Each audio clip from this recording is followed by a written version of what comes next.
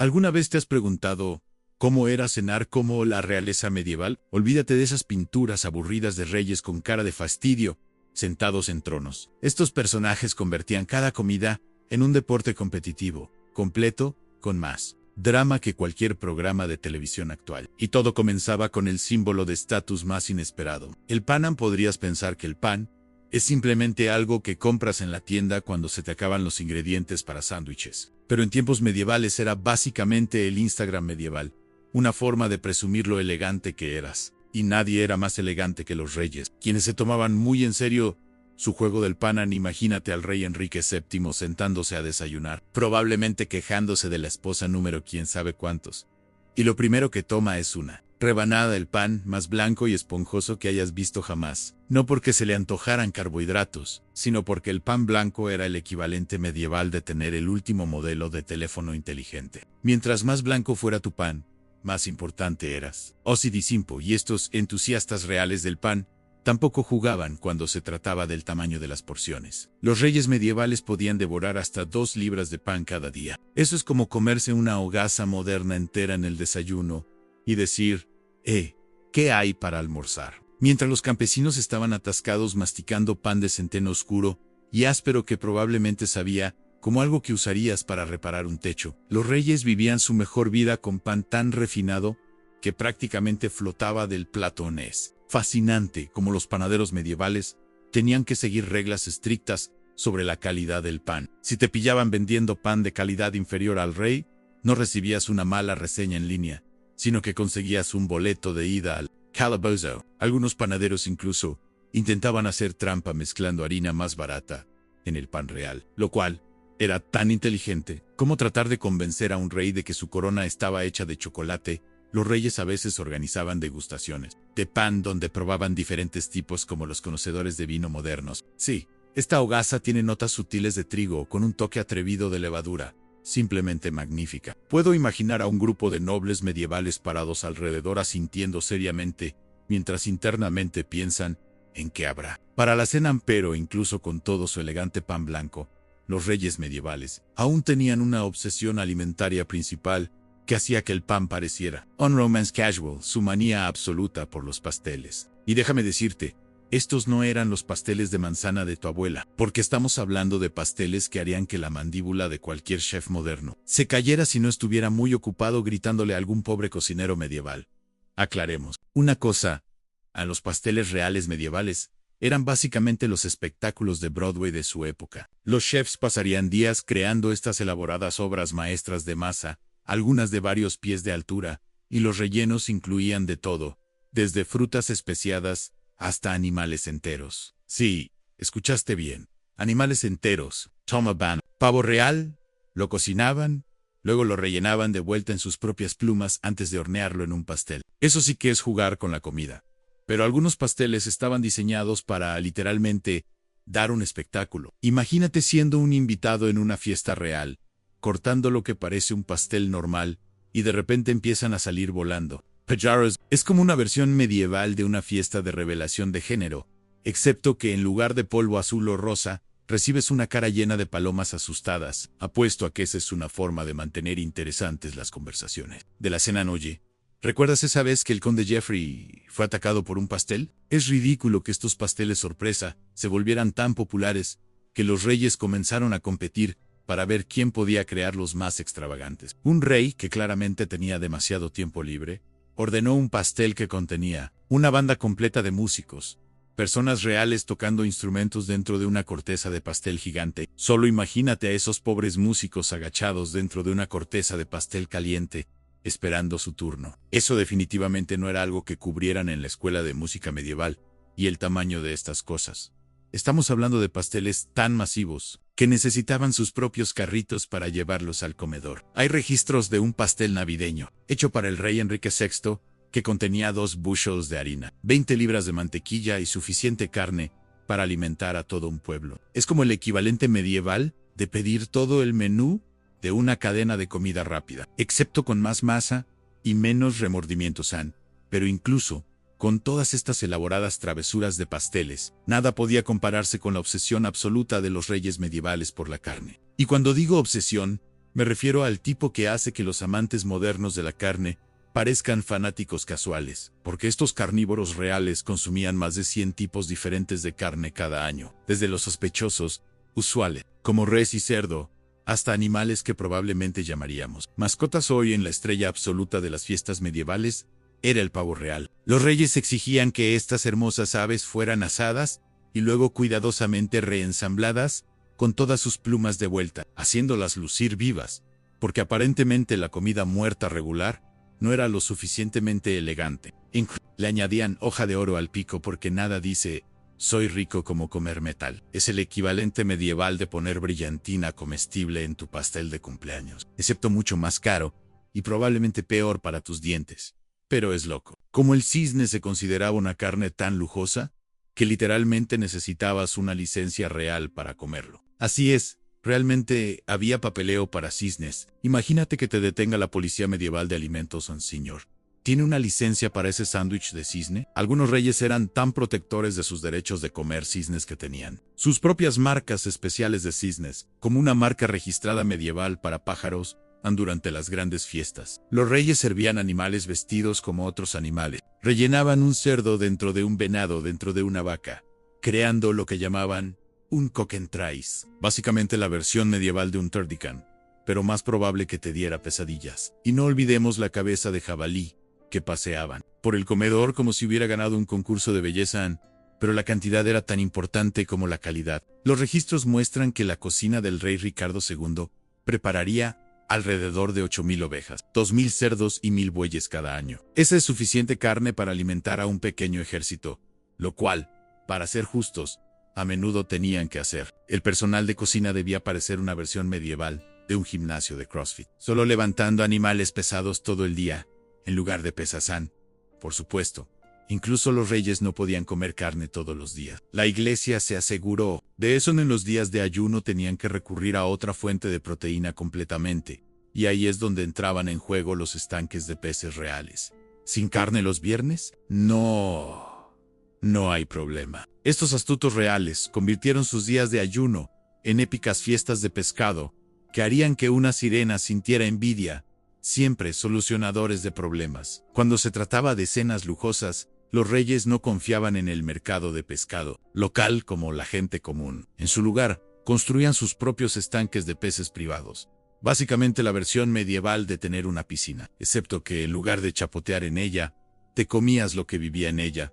Estos tampoco eran estanques promedio de patio trasero. El rey Enrique tenía una red masiva de estanques de peces que haría que las granjas piscícolas modernas parecieran charcos. Algunos de estos estanques eran tan elegantes que tenían canales subterráneos para mantener el agua fresca y guardias especiales para prevenir el robo de peces. Sí, el robo de peces era realmente algo. El crimen medieval era salvaje. El menú incluía de todo, desde lucios y truchas locales hasta mariscos que tenían que viajar durante días para llegar a la mesa real. Los reyes pagaban precios astronómicos por pescado fresco, que generalmente llegaba, bueno, digamos que no tan fresco, pero oye, cuando estás tratando de demostrar que eres más santo que todos los demás, mientras sigues comiendo como un rey, te las arreglas con lo que puedes conseguir. Disimulaban cualquier olor cuestionable con especias exóticas, creando platos que probablemente sabían como una combinación de un mercado de pescado y un gabinete de especias peleando. Algunos reyes se volvieron realmente creativos con sus definiciones de pescado también. Los chefs medievales astutos descubrieron que los castores podían contar como pescado, porque nadan, obviamente, y de repente las colas de castor se convirtieron en un manjar real en los días de ayuno. Es como cuando tu mamá te dice que la pizza cuenta como vegetal por la salsa de tomate. La misma energía. Diferente siglo, pero es interesante las distancias que los reyes recorrían para mantener su pescado fresco. Transportaban peces vivos en barriles de agua con sirvientes que tenían que parar cada pocas horas para cambiar el agua. Imagínate ser el pobre tipo cuyo trabajo era mantener viva la cena del rey durante un viaje accidentado en carruaje a través de la Inglaterra medieval. Eso sí que es un viaje estresante al trabajo. Hablando de estrés, toda esta fiesta enfocada en pescado necesitaba algo para ayudar a lavarla, y mientras la gente común podría haber estado atascada con agua cuestionable, los reyes tenían su propia solución. cuando se trataba de maridar sus elegantes cenas de pescado a los reyes medievales. Recurrieron a algo que haría que los snobs modernos del queso se sintieran como en casa. El queso no era solo comida, era joyería medieval. El tipo de símbolo de estatus que decía, soy tan rico que puedo dejar que la leche, perfectamente buena, se eche a perder durante décadas. Los reyes envejecían su queso como envejecemos el vino fino hoy, excepto que lo llevaron a extremos ridículos. Algunos quesos envejecían durante 20, 30, incluso 40 años. Para ese punto, el queso probablemente era lo suficientemente duro como para usarlo como arma, lo que podría explicar algunas muertes misteriosas en la historia medieval. Causa de muerte: atacado por un cheddar particularmente agresivo de 30 años. Los fabricantes de queso reales eran tratados como estrellas de rock de su tiempo. Estos magos lácteos tenían sus propios cuartos especiales en el castillo donde trabajaban. Su magia, creando quesos con sabores que solo podemos adivinar hoy. Y guardaban sus recetas más cuidadosamente que los secretos de Estado. Un fabricante de queso medieval reportadamente se llevó su receta especial a la tumba, después de que el rey se negara a darle un aumento. Eso sí que es drama laboral. Diferentes regiones competían para hacer los quesos más extravagantes para sus reyes. Una región francesa creó un queso tan fuerte que la leyenda dice que un rey se desmayó solo del olor. Otra hizo queso en forma de torres de castillo completas con pequeños soldados de queso haciendo guardia. Era básicamente arte alimentario medieval. Excepto que podías comerlo si eras lo suficientemente valiente. Los reyes importaban quesos exóticos de toda Europa, pagando precios absolutamente locos por ellos. Los registros muestran que algunos quesos raros costaban más de lo que un trabajador calificado ganaría en un mes. Imagínate gastar todo tu sueldo en una rueda de queso. Esa es una dedicación láctea seria. Los servían en fiestas, probablemente mientras se jactaban de cuánto costaron, como ese amigo que no se calla sobre su reloj caro. Pero la tradición de queso más bizarra era el catador de queso. Un alma pobre, cuyo trabajo era probar el queso del rey primero, para asegurarse de que no estuviera envenenado. Estos valientes pioneros lácteos merecen un momento de silencio. Aunque después de probar queso medieval de 40 años, el veneno podría haber sido una misericordia. Por supuesto, todo este queso elegante necesitaba algo igualmente elegante para acompañarlo. Y nada dice, soy realeza, como tener una bodega de vinos más grande que las casas enteras de la mayoría de la gente.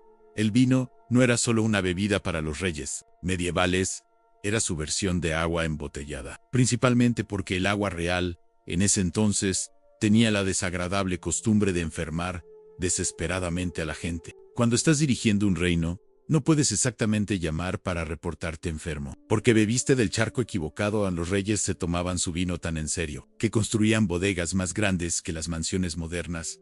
El rey Eduardo III tenía una bodega que podía contener más de 100,000 galones de vino. Eso es suficiente para llenar una pequeña piscina. Estos coleccionistas reales de vino no estaban solo acumulando cualquier jugo de uva viejo. Tenían vinos específicos para ocasiones específicas. Como una versión medieval de un anillo de humor, conseguiste una victoria en batalla. Saca el tinto francés especial, firmando un tratado de paz. Es hora de ese blanco italiano elegante. ¿Fallaste en producir un heredero varón? Mejor agarra lo más fuerte de la bodega. Algunos reyes se volvieron hilarantemente particulares sobre sus preferencias de vino. Un rey francés insistía en que su vino se mezclara con exactamente 5 parts de agua. No 4, no 6, sino 5. Tenía un portador de copa especial cuyo trabajo completo era contar mientras servía. Imagínate arruinar eso. Mi señor, me disculpo, pero creo que conté 6. Últimas palabras de muchos portadores de copas. Probablemente, puro is ridículo. ¿Cómo transportaban el vino? Lo enviaban en barriles masivos llamados toneladas, que podían contener cerca de 250 galones cada uno. Estas cosas eran tan grandes que necesitaban sus propios carritos y caminos especiales. Los atascos de tráfico medievales básicamente eran causados por entregas de vino. Perdón, llegué tarde a la invasión, señor. Me quedé atascado detrás de un carrito de vino en la carretera del rey. Pero los reyes a veces usaban el vino como pago por servicios. ¿Necesitas un nuevo castillo construido? Esos serán 50 barriles de tu mejor cosecha. ¿Quieres casar a tu hija con un duque poderoso? Mejor agrega algo de ese vino español especial. Era básicamente criptomoneda medieval, excepto que podías beberla si el mercado se desplomaba. 4 y los catadores de vino Estas almas pobres tenían un trabajo incluso peor que los catadores de queso. Tenían que probar cada vino antes de que el rey lo bebiera, lo que suena genial hasta que te das cuenta de que tenían que mantenerse lo suficientemente sobrios para detectar veneno. Eso sí que es un ambiente de trabajo estresante, pero mientras el vino pudo haber sido la bebida favorita del rey, sus verdaderos símbolos de estatus eran las frutas coloridas que viajaban miles de millas para llegar a su mesa. Si pensabas que el envío nocturno era impresionante, espera hasta escuchar sobre la entrega de frutas medievales. Los reyes medievales tenían una seria adicción a las frutas, pero no del tipo que encontrarías en tu supermercado local. Estos tipos buscaban frutas que la mayoría de la gente nunca había visto, siquiera naranjas, higos y granadas que viajaban más lejos que la mayoría de la gente medieval en toda su vida. Conseguir fruta fresca a un castillo medieval era como tratar de entregar helado en el desierto. Una pesadilla logística que costaba, literalmente, el rescate de un rey. ¿Qué tan preciosas eran estas frutas? Ponlo de esta manera. Una sola naranja podía costar tanto como el salario diario de un trabajador calificado. Los reyes tendrían cuartos especiales calentados construidos solo para cultivar árboles de cítricos. Invernaderos medievales que probablemente costaron más que el pueblo promedio. Eso sí que es un pasatiempo caro. Y cuando un rey lograba cultivar su propia naranja, la presumiría como si fuera su primer hijo. La mejor parte era cómo servían estas frutas exóticas. Las cubrían con hoja de oro, porque aparentemente la fruta regular no era lo suficientemente elegante. Las granadas eran particularmente populares, porque sus semillas rojas parecían pequeños rubíes. Los reyes medievales eran básicamente los fotógrafos de comida originales, tratando de hacer que todo se viera digno de Instagram. Algunas frutas eran tan raras que se daban como ofrendas de paz entre reinos. Imagínate evitar una guerra porque alguien envió una canasta realmente bonita de higos. Hay registros reales de misiones diplomáticas siendo retrasadas porque el regalo de fruta no estaba lo suficientemente maduro. Perdón por el retraso de la invasión, solo esperando que estas peras se pongan lo suficientemente suaves. Es escandaloso cómo los reyes contrataban guardias especiales de frutas para proteger sus preciosos productos. Estos tipos tenían un trabajo en asegurarse de que nadie robara las frutas reales. Prevención del crimen medieval en su mejor momento. Alto, aléjate del mango. Incluso tenían catadores de frutas designados, lo que suena como un trabajo de ensueño, hasta que te das cuenta de que realmente solo se aseguraban de que la fruta no estuviera envenenada, pero incluso con todas estas frutas elegantes alrededor, los reyes aún necesitaban algo cálido y llenador para comenzar su día. Y sorprendentemente recurrieron al mismo desayuno que mantenía a los campesinos en marcha todo el día. Aunque su versión era todo menos ordinaria, la avena.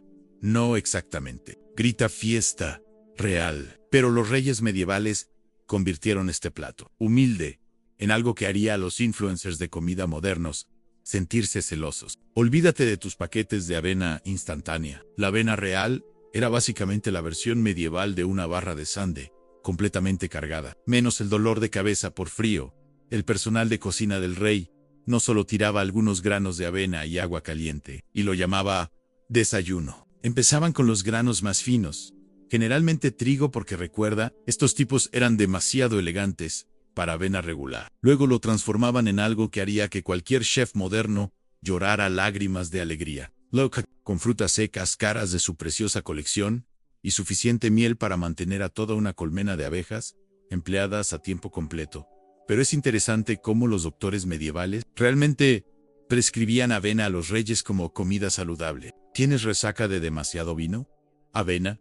¿Te sientes mal? Avena. ¿Comiste demasiado pastel de pavo real? Adivinaste. Avena. Estos médicos reales básicamente estaban ejecutando las primeras cuentas de influencers de bienestar del mundo, menos los filtros de Instagram y el contenido patrocinado a Nes. Loco.